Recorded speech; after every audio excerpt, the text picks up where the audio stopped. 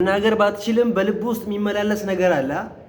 መናገር ባትችይም እህቴ በልብሽ ውስጥ የሚመላለስ ነገር አለ። እኔም አለ ወላሂ። ያ ነገር ግን መፍትሄው ማጋ ነው ያለው። መፍትሄውን ማጋ ነው መፈለግ ያለብን። መፍትሄውን መፈለግ ያለብን አላህ ሱብሓነሁ ወተዓላ ጋር ነው። ስለዚህ የሆነ ነገር ሲያስጨንቀን፣ የሆነ ነገር ግር ሲለን በቃ ሰው ማማከር ሳይሆን ወደ አላህ ቤት መጣን መጠየቅ ያለብን። እጃችንን ወደ አላህ ነው ማንሳት ያለብን። ሁሌም ቀልባችን ውስጥ የሚመላለስ ነገር አለ። ሁሌም ያስቸግረን ነገር አለ። ሁሌ ችግሮች ይኖራሉ። በይዘው ዱንያ ላይ ስንኖር ውጣ ወረዶች አሉ። እነዛን ውጣ ወረዶች በምን አይነት መንገድ ነው የምናልፋቸው? በምን አይነት መንገድ አቅጣጫ የምናልፋቸው? የተለያየ ማይሆን ቦታ ሄደን ማማከር ነው? የተለያየ በቃ ክልክል የሆኑ ቦታ ሄዶች ነው ማማከር ነው? ኖ እንደዛ አይነት ቦታ ሳይሆን አንድና አንድ አላህ ጋር ብቻ መምጣት፣ አንድና አንድ ለአላህ ስጁድ መውረድ። ለአላህ ስጁድ ወርደ ስንጠይቅ ወላሂ ያ ነገር ለኛ ኸይር ካለው አላህ ወደኛ ያመጣዋል። ያ ነገር ኸይር ካሌለው ለኛ ከኛ ላይ ወዛው ያርቀዋል። የሆነ ነገር አሁን ጠይቅና የሆነ ነገር አሁን ምን ለምሳሌ የሆነ መኪና ነገር ፈለግና አላህ ያ መኪና ለኛ ኸይር ካለው እጃችንን አንስተን ዱዓ ስናደርግ ያን ነገር በዛም በዚህ ማርገቱ አላህ ያሳካልናል። ያ መኪና ግን ለኛ ኸይር ካሌለው እኛ ላይ የሆነ ፈተና የሚያመጣ ከሆነ አላህ በሆነ ሰበብ ከኛ ላይ ያርቀዋል። ዱዓችን አልተሳካም አይደለም እኮ ዱዓችን በዚህ መሃል የተሳካው ያ ነገር እኛን እንዳይጎዳ ከኛ በዱዓው አስጠብቀናል ማለት ነው።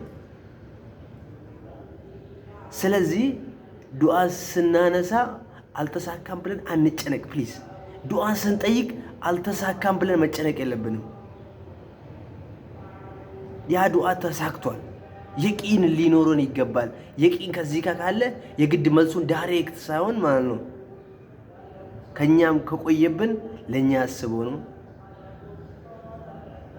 ስለ አኺራም የሆነ እጃችን አንስተን ጠይቀው ያን ነገር አላህ ሶስት ቦታ የሚያካፍለው ይላል። አንዳንዴ ወይ ዳይሬክት ሊሰጠን ነው፣ ወይ ከሆነ የሆነ በላከኛ ሊመልስ ነው፣ ወይ ደግሞ እዛ አኺራ ቤታችን ላይ ሊያስቀምጥልን ነው። እስቲ በቅድሚያ እዚህ ቤተሰብ ያልሆናችሁት ቤተሰብ ሁኑ። ሰብስክራይብ አድርጉ፣ ደወል ምልክቷን አጥፏት እና እንደዛ ነው የምላችሁ። ያለውን ነገር ከአላህና ከአላህ ጋር ብቻ ነው መጨረስ አለብን።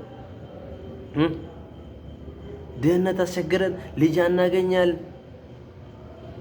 የተለያየ በቃ ውጣ ወረዶች በዙብን፣ ቤት ፈረሰብን፣ ምን ሆነብን? ከአላህ ነው የመጣው። ከአላህ ሲመጣ አላህ ነው የሚመልሰው። በበላ አላህ ነው የሚመልስልን ያን ነገር። ስለዚህ ወንድሞቼና እህቶቼ አላህ ስር እጃችንን ከምዘረጋ ባሮች አላህ ያድርገን። ቢስሚላህ ሰላቱ ወሰላሙ አላ ረሱሊላህ ሰለላሁ ዐለይሂ ወሰለም። አላህ ሀጃችንን በሙሉ አላህ ያውጣልን። ሀጃችንን በሙሉ አላህ ያውጣልን። እጃችንን አላህ ስር ዘርግተን ከአላህ ብቻ የምንቀበል አላህ ያድርገን። ከሐራም ነገር አላህ ይጠብቀን። ወደ ጥሩ ነገር አላህ ያምጣን። ወደ መልካም ነገር አላህ ያምጣን። ጥሩ ቦታ፣ መልካም ቦታ፣ ኸይር ቦታ የምንገኝ ሰዎች አላህ ያድርገን። ወላሂ ሐራምን ሳይሆን ሐላልን ምንሰራ ሰዎች አላህ ያድርገን።